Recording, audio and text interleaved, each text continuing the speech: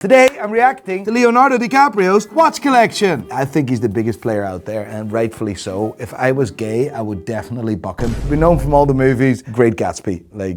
You fan of The Great Gatsby? Yeah? How can you not? Doesn't seem like the kind of movie you'd be into. The Great Gatsby? Yeah. A guy that is mysterious and is a billionaire and is the daddy. That's not something I would be into. I thought you'd be more Wolf of Wall Street territory. I love Wolf of Wall Street. What are you talking about? They're both insane. He's in my favourite movie of all time. Which one? Once Upon a Time in Hollywood. Oh, I thought we were going to say the Titanic, which sank. Would you be a fan of Leo? I'm a fan of Leo. Like, that would be life goals, like to talk shit with him. He owns a watch brand actually, or he bought a share in a watch brand. It was ID Geneva, I think. Making watches is the sustainable way. It's like the most stupidest way to make watches, really, because people that buy watches like to show off. Can you imagine being a bloke and show? Yeah, mine is made out of recycled things. Like that's not a flex, is it? I'm actually flexing this rose gold Daytona, which you can buy at Pride and Pinion, and you can buy several other Rolexes, Richard Milles, Pateks, Audemars Piguets, Tudors, Omegas, you name it. We're authorized dealers for several other brands: Tissot, Hamilton, Raymond Weil, Ulysse Nardin, and there's going to be many more added in the very near future. PrideandPinion.com. That's where you buy your watches. First watch, Leonardo DiCaprio.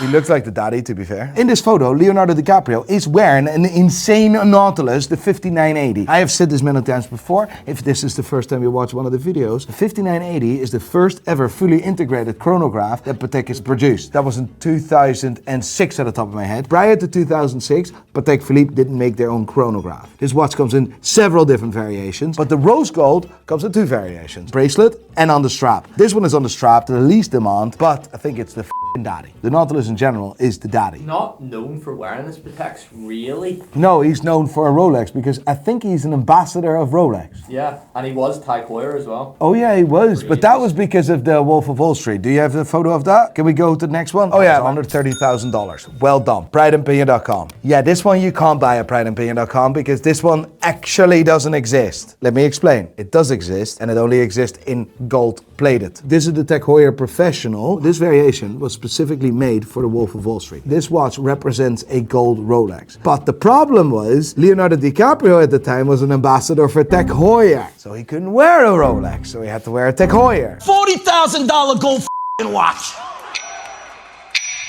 If he wasn't a Tag Heuer ambassador, he would have said $50,000 for this gold Rolex. So the sponsorships actually changed the movie forever. $200 for this gold-plated watch. That's what he would have said if he was truthful. We've actually, after the movie, we've seen the value of this watch actually increasing like with 100%. You can pick them up for like $400 or $500 now. Did they make them in gold-plated in real life? I don't think so. Not with this bracelet anyway. This bracelet was there to represent a Rolex Submariner or a Rolex GMT. It needed to represent a Rolex, a gold Rolex. Back in the day when this came out, I really wanted that watch. I went on eBay, tried to find it, didn't find one. Let me have a look now. Well, we have connections in Tag Heuer now, so... Well, we did speak with them, but like they never replied to our emails anyway. Like Tag Heuer really doesn't give a about me or wants to engage with me. I am trying to be nice, but their PR team are being pain in the ass, dog shit. They're so rich, they just bought the F1, by the way. They don't give a to sell watches, and you really see that as well. Their watches, some of their watches are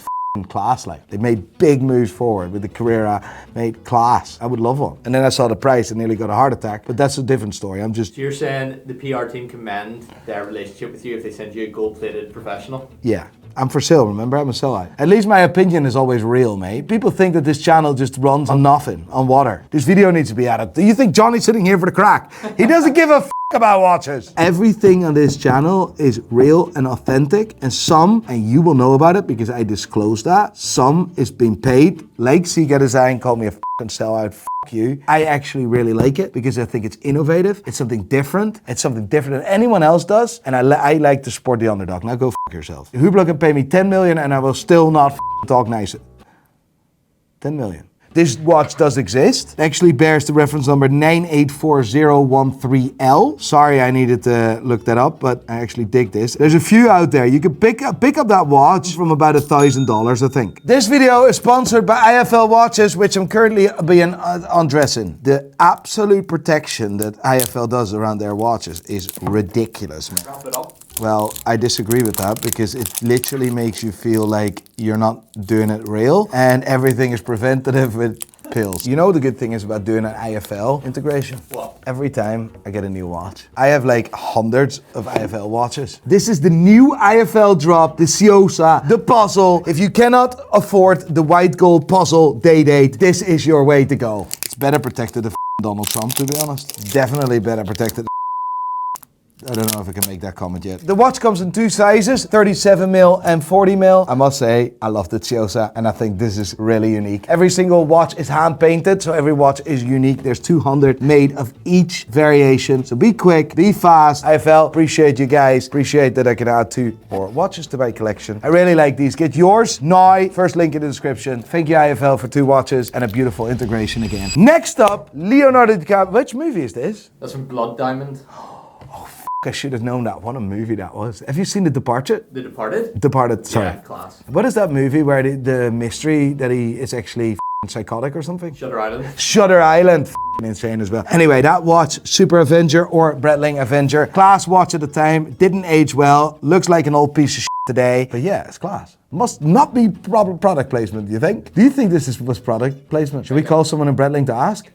Tell me this. Was this a paid advertisement, you think? You were a baby when this movie came out? Yes. Yeah. Blood Diamond. I don't think he was, but I can find out. I think at the time it wasn't product placement, you know. I don't think he was. I Well, don't think he was. Thank you. I actually think that product placement in that era was not really a thing. I'm actually fancying watching that tonight. Having a wee wank before and then I watching. just saw his new one last night. Which one? Did he bring a new one? Yeah, it just came out. It's so weird with cinemas nowadays. You don't know what's in the cinema, and a lot of movies are not released in the cinema anymore. One battle after another, it's called. Great name. Cool watch. Worth about $2,000 tops, yeah. 16520. This is Zenith Daytona. What the just happened? What the was that? I think a screw just fell out of your seat. Holy that's a full-blown screw. Well, if I collapse this video, you have to watch till the end. We're talking watches. 16520 Zenith Daytona. Let me explain Zenith Daytona because, oh, all of a sudden, this is Rolex. This is not Zenith. I know. Yeah, well done. The movement used in this watch came from the El Primero. In 1988, when this watch was launched, Rolex wasn't able to produce a movement that had a chronograph module that was also waterproof. First of all, it takes millions, gazillions, billions to produce or to develop a movement like that, and it takes years to really figure that one out. So, 1988, Rolex launched the Daytona that we now know today. Before that, the Daytona was manual wound. Manual wound was out of date. Zenith helped out because the El Primero was, in fact, the first ever fully integrated, fully automatic chronograph on the market. 16520, we call that the Zenith Daytona. And today, this watch would be worth around $20,000 to $25,000. Really cool to see him wearing that, but he was a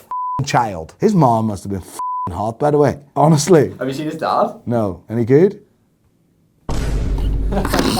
Listen, they look like G's. They look like top G's. I get that. Next watch, more recently, however, still relatively old. It's the 116509 white gold with the racing dial. We call it the racing dial because it has numerals. What the numerals got to do with racing, God knows, nobody does, but this is what we call it. Although the Daytona looks exactly the same, it's made out of different materials, and the caliber in this watch is completely different. It's a cool watch, $40,000. I like it. I think he was the first celebrity that was spotted with the Tiffany 5711, and I think he got that at retail, if I'm correct. Which was mad at the time because you never really see him and you never really see him wearing watches. No, exactly. So that was like, huh? What the f? It showed that he's a real watch guy, and the fact he got that at retail shows how much jewelry he actually buys at Tiffany & Co. Because the jewelry is, of course, not for him. It's for the next 25-year-old that he's going to go into. You see what I mean? 24-year-old. 24-year-old he's going to get into. Tiffany Blue Patek Philippe Nautilus. I think the last one got offered to me for $700,000. Well, back in the day, the first one went for $5 or $6 million, or maybe $4.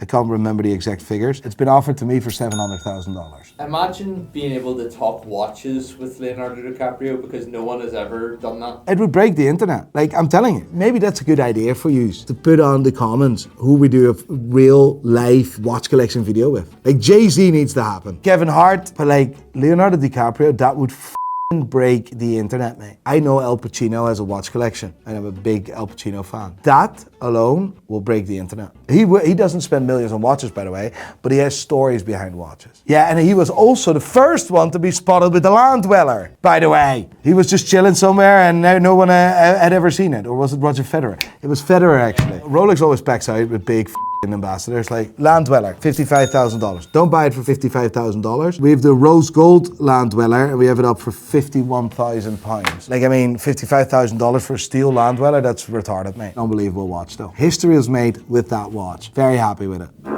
Sorry. The Rolex Daytona Le Mans. He loves his Daytonas. He loves his chronographs. Let me explain how special this is. It's not the material because it's normal white gold Daytona. Well, normal. Other than this Daytona, there's no Rolex Daytona with a ceramic bezel on the full bracelet. So this is the only one, which is quite cleverly positioned by Rolex, may I add. Because like if you want a ceramic Daytona and you want it on the bracelet, you have to buy the steel one. You cannot get a precious metal one. There is a yellow gold variation of this watch and there is a rose gold variation of this watch. They first launched the white gold variation to celebrate the history of the Rolex Daytona. The Rolex Daytona was initially called the Rolex Le Mans. We're talking 1963, right? The first Daytonas actually didn't have Daytona on the dial either. Well, the watch was introduced as well to rival the Speedmaster. They wanted to go to the moon. Oh, they didn't make it. That's why the name Cosmograph is on there. Cosmo being Cosmographic. Rolex wanted to name it Le Mans. They didn't get away with it. It didn't work. And I'm glad it didn't work because Rolex Daytona sounds significantly better. But to celebrate that era, to celebrate the foundation and the history of the Daytona, Rolex introduced the Rolex Daytona Le Mans, which was a very limited amount of watches made in precious metal, and white gold, which was discontinued to replace with yellow gold, I believe, which was discontinued now to be replaced with rose gold. And then they're probably going to bring out a platinum variation this year, which wouldn't be a surprise. However, the problem with the platinum is that there is a ceramic Daytona in platinum already. With ceramic, I mean the ceramic bezel. Watch is indeed worth about